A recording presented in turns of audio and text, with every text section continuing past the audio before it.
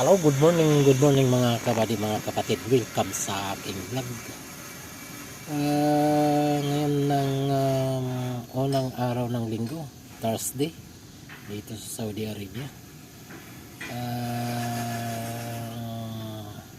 Magtatrabaho naman ang inyong lingkod at mapapasabak ito sa buong hapon at buong linggong itong mga kabady, mga kapatid. Ang mga ka-OFW katulad ko, sana ay nasa mabuti tayong kalagayan at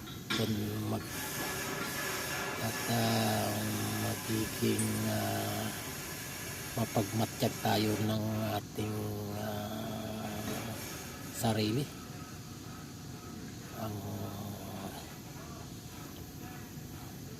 Sana ay okay lang tayo, mga followers, non-followers. Good morning, good afternoon, good evening sa inyo lahat. Luzon, Visayas at Mindanao, good morning, good afternoon, good evening sa inyo lahat. Our video for today,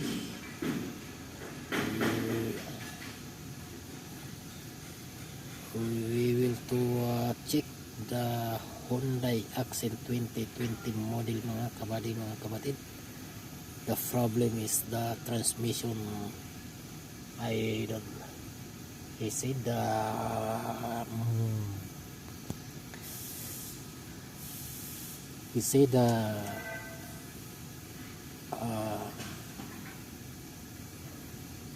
customer, when I was to gear first or reverse of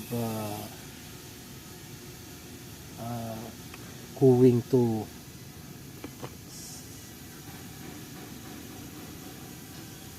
stop or sit, I don't know.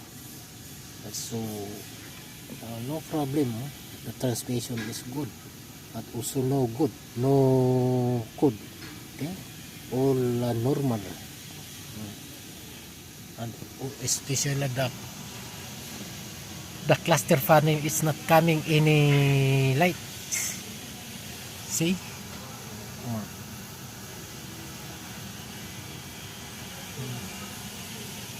Okay,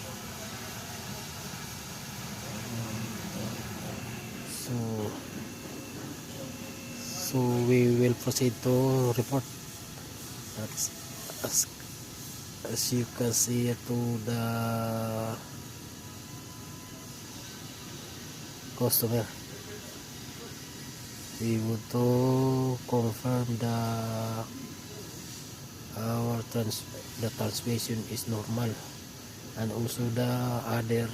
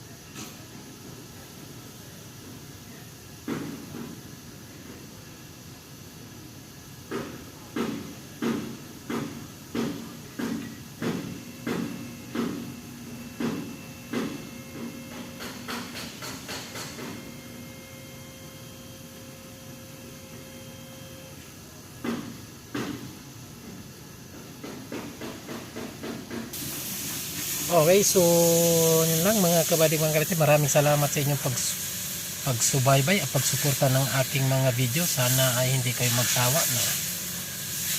So yun lang, at huwag kalimutan mag-like, comment at share, at pakipalo na rin, pakipindot na rin ng notification bell. Sana ay nasa ganun ay updated kayo sa aking mga bagong i-upload. Okay, so bye bye sa muling vlog.